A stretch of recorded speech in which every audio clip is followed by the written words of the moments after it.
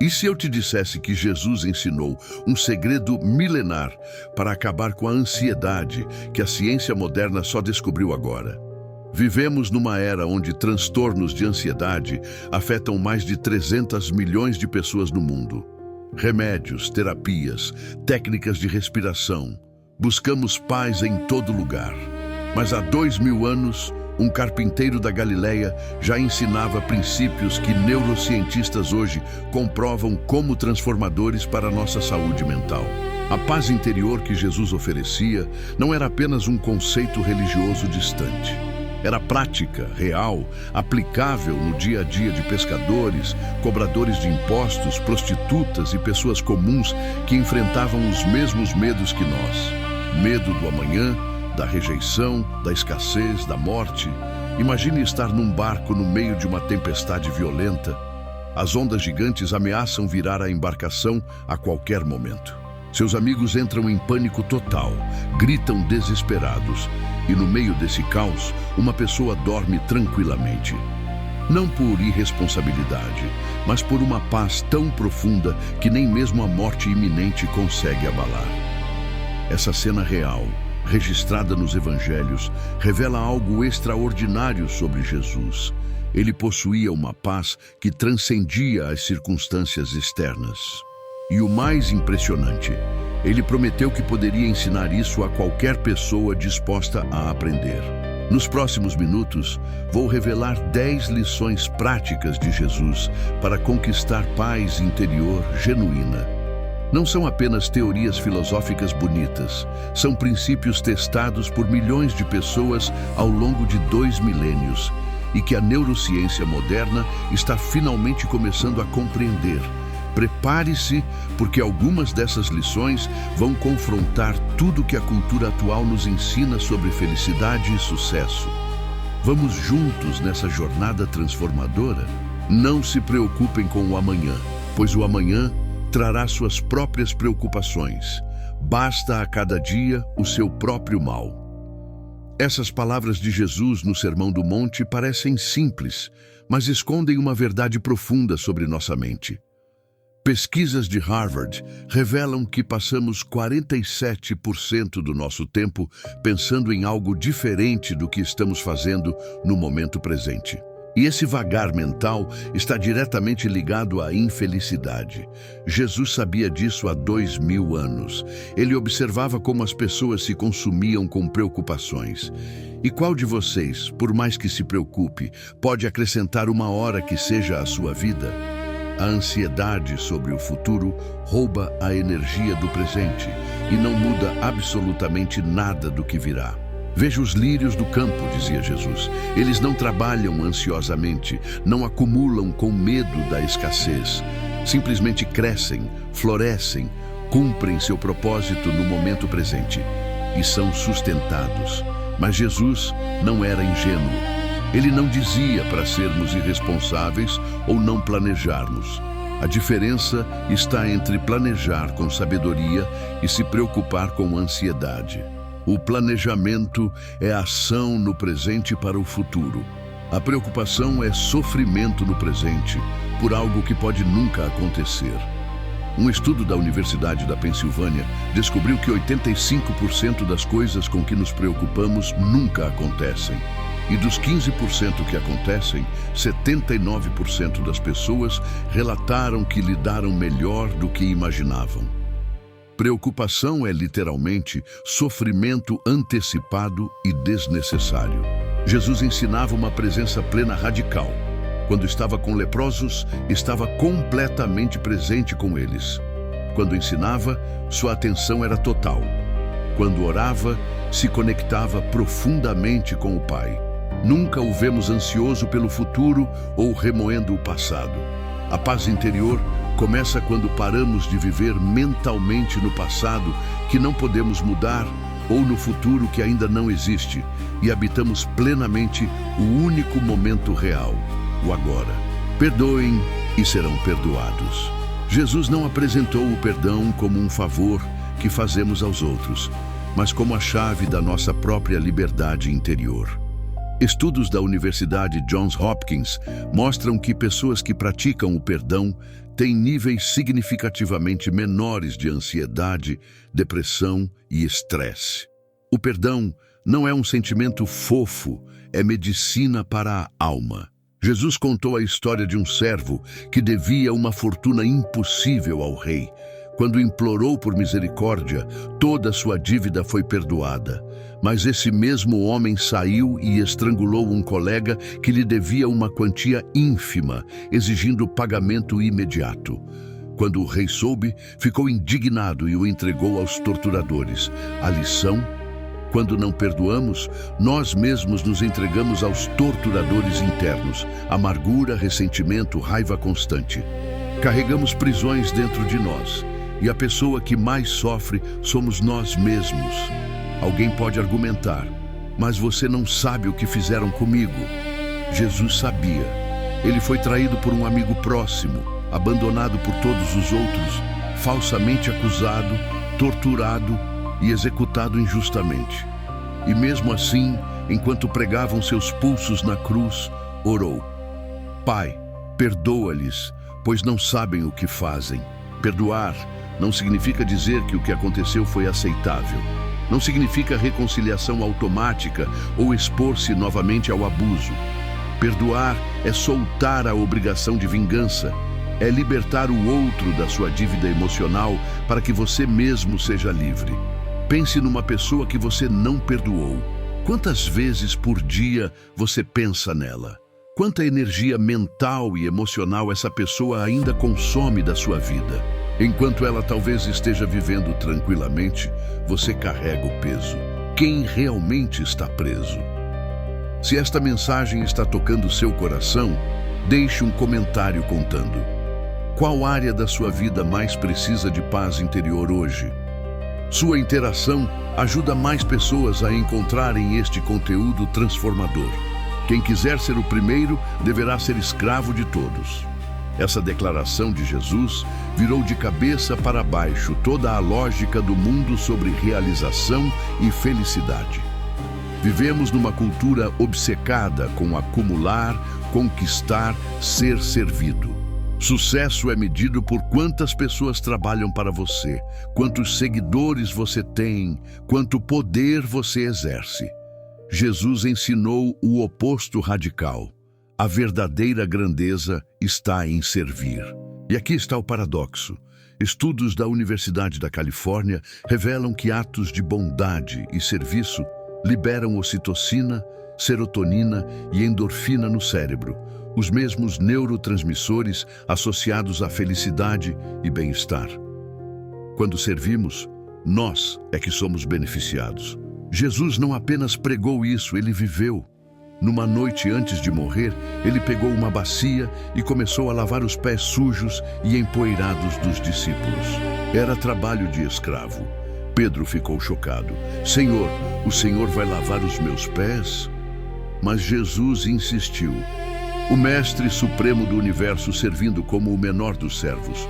Pense na pessoa mais irritante que você conhece. Agora imagine Jesus lavando os pés dela com cuidado, atenção e amor. É assim que ele nos chama a servir, não apenas os agradáveis, mas todos. O egocentrismo é uma fonte infinita de ansiedade. Quando tudo gira em torno de mim, meus problemas se tornam gigantes, minhas necessidades parecem urgentes, meus medos dominam. Mas quando saímos de nós mesmos para servir outro, algo mágico acontece. Nossos problemas ganham perspectiva. Um estudo com sobreviventes do Holocausto mostrou que aqueles que ajudavam outros prisioneiros, mesmo em meio ao sofrimento extremo, tinham taxas significativamente maiores de resiliência psicológica. Servir cura quem serve. Jesus prometeu: deem e lhes será dado. Não como barganha celestial, mas como lei espiritual. Quando damos amor, recebemos amor. Quando oferecemos paz, encontramos paz. Quando servimos, descobrimos propósito. Por que vocês estão com tanto medo? Ainda não têm fé? Jesus fez essa pergunta aos discípulos no barco durante a tempestade, logo depois de acalmar os ventos e as ondas com uma palavra. Medo e fé não podem coexistir plenamente no mesmo coração. Um expulsa o outro.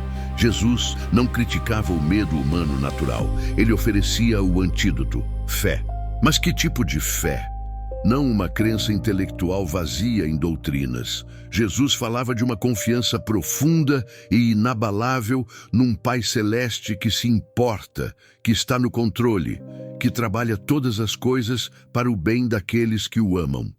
Neurociência moderna mostra que nosso cérebro reptiliano está constantemente em modo de sobrevivência, procurando ameaças. É por isso que notícias ruins nos prendem mais que boas. Mas a fé ativa regiões cerebrais diferentes, associadas à esperança, confiança e paz. Jesus dizia constantemente, não temam. Essa frase aparece mais de 100 vezes na Bíblia, não como ordem insensível, mas como convite a uma realidade superior. Você pode escolher viver governado pelo medo ou ancorado na fé. Uma das histórias mais poderosas é de Pedro andando sobre as águas. Enquanto mantinha os olhos em Jesus, o impossível acontecia. Seus pés desafiavam a gravidade sobre as ondas. Mas no momento em que focou no vento e nas ondas, no medo e nas circunstâncias, começou a afundar. Quantas vezes nós fazemos isso? Começamos bem, confiantes, mas quando olhamos para o tamanho dos problemas ao redor, afundamos na ansiedade. Jesus imediatamente estendeu a mão e o segurou, perguntando, homem de pequena fé, por que duvidou? A lição não é nunca ter medo, é sobre para onde direcionamos nossa atenção quando o medo surge. Focamos no problema ou no solucionador, nas circunstâncias ou no criador das circunstâncias. Jesus tinha paz na tempestade porque sabia quem comandava os ventos. Essa mesma confiança está disponível para nós.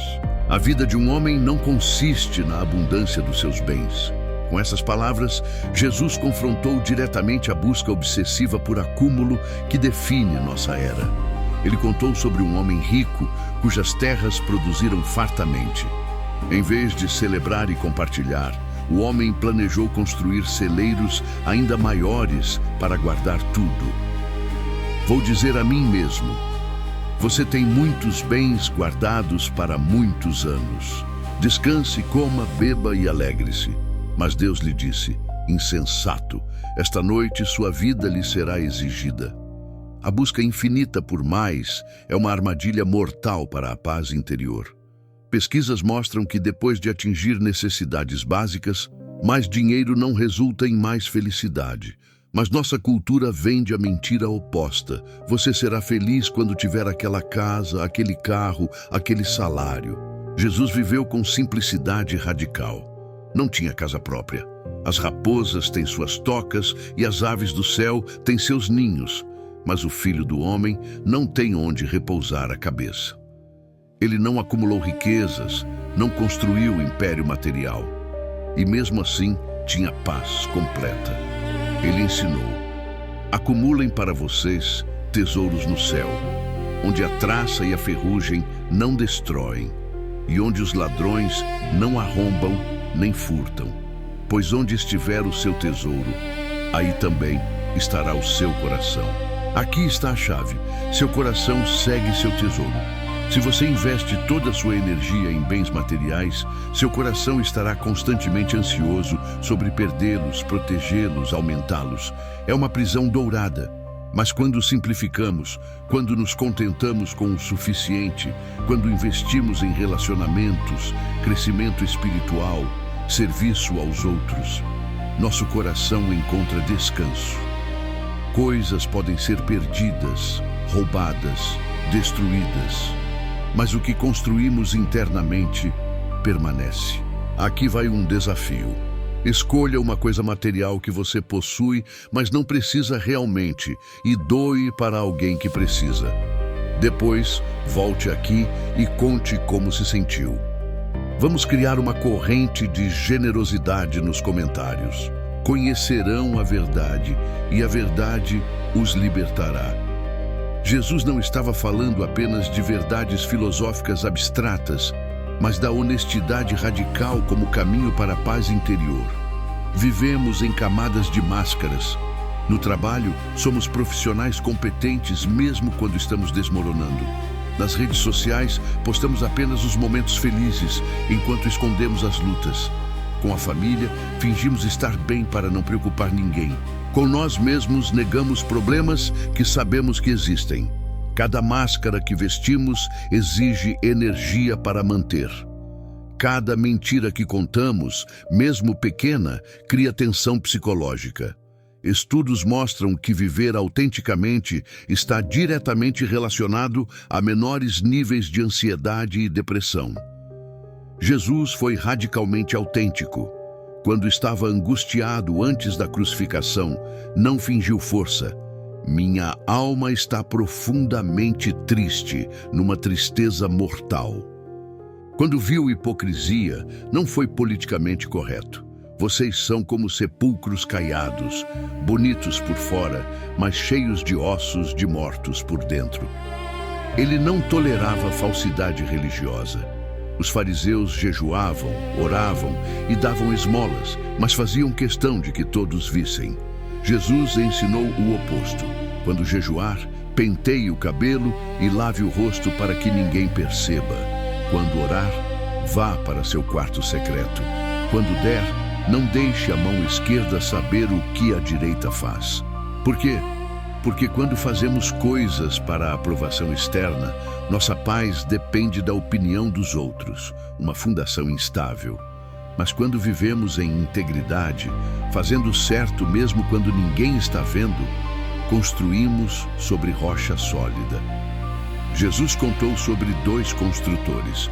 Um construiu sua casa sobre areia, outro sobre rocha.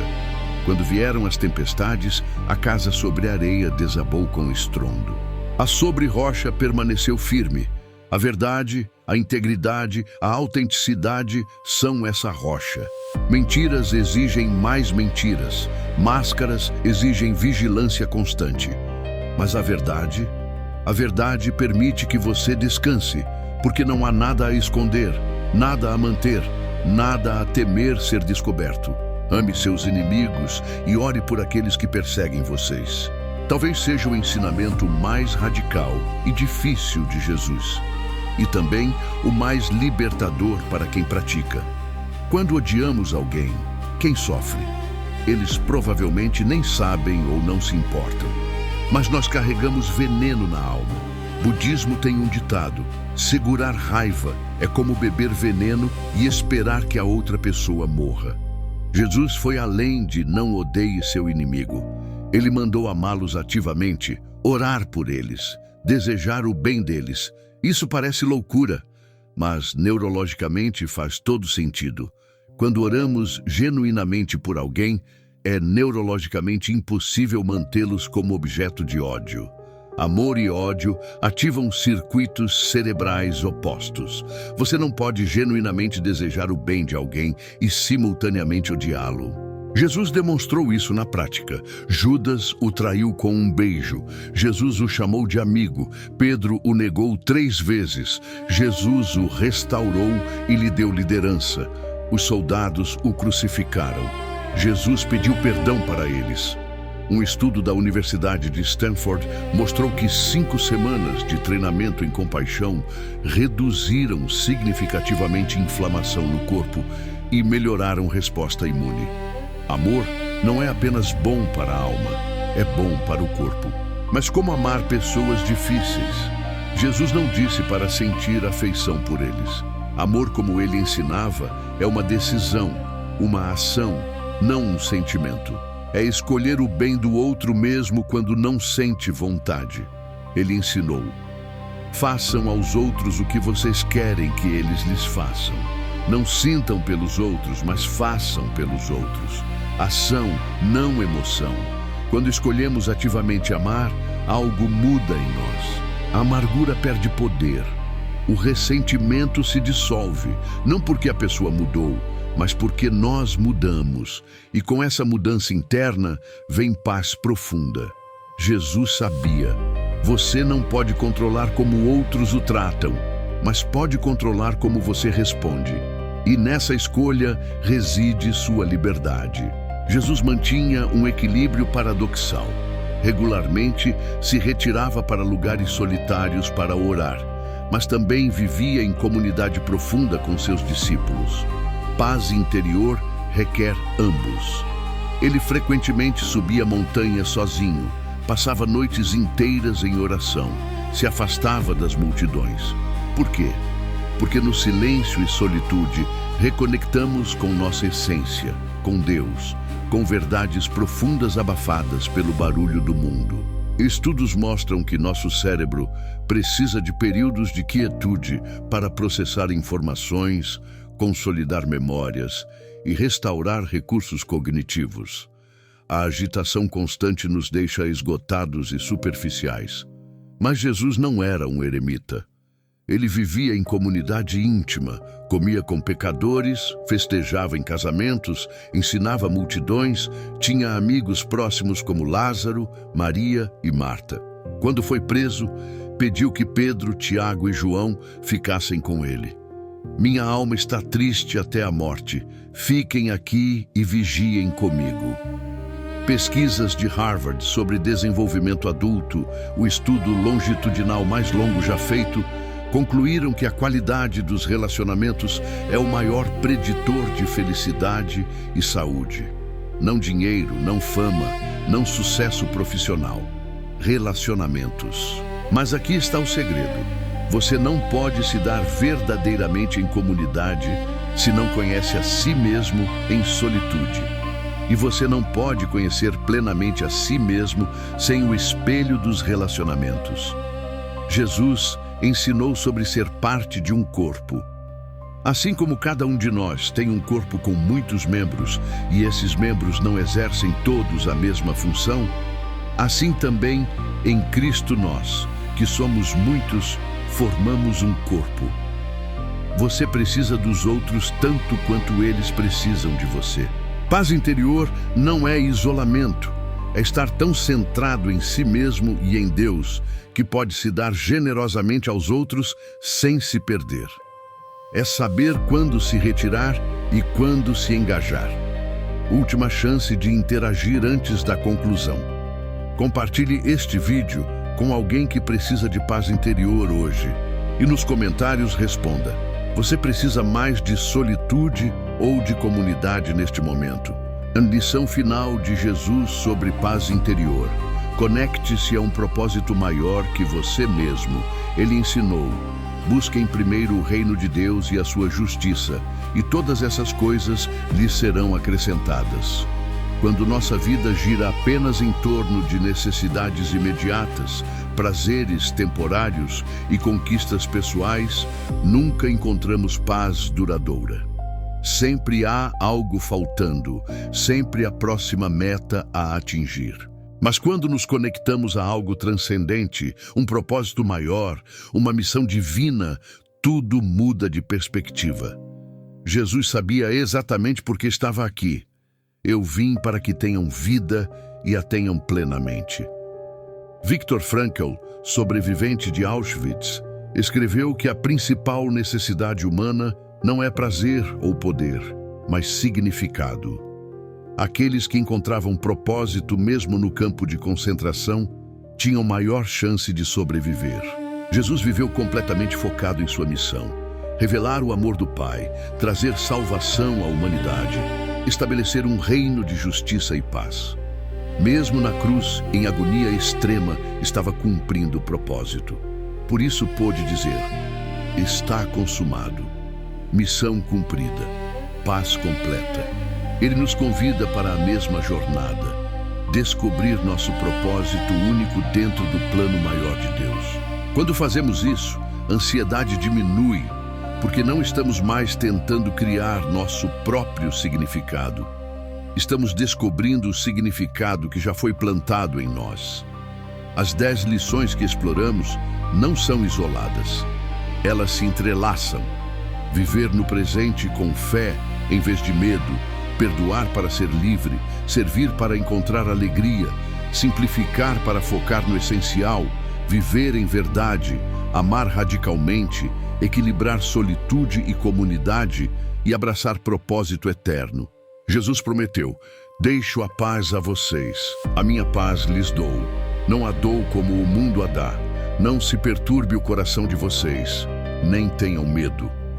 A paz que o mundo oferece depende de circunstâncias perfeitas. A paz de Jesus transcende as circunstâncias. É possível ter paz na tempestade, alegria no sofrimento, esperança na escuridão. Isso não é apenas filosofia bonita, é promessa verificável. Milhões testificam. Essas lições funcionam. Você não precisa acreditar cegamente.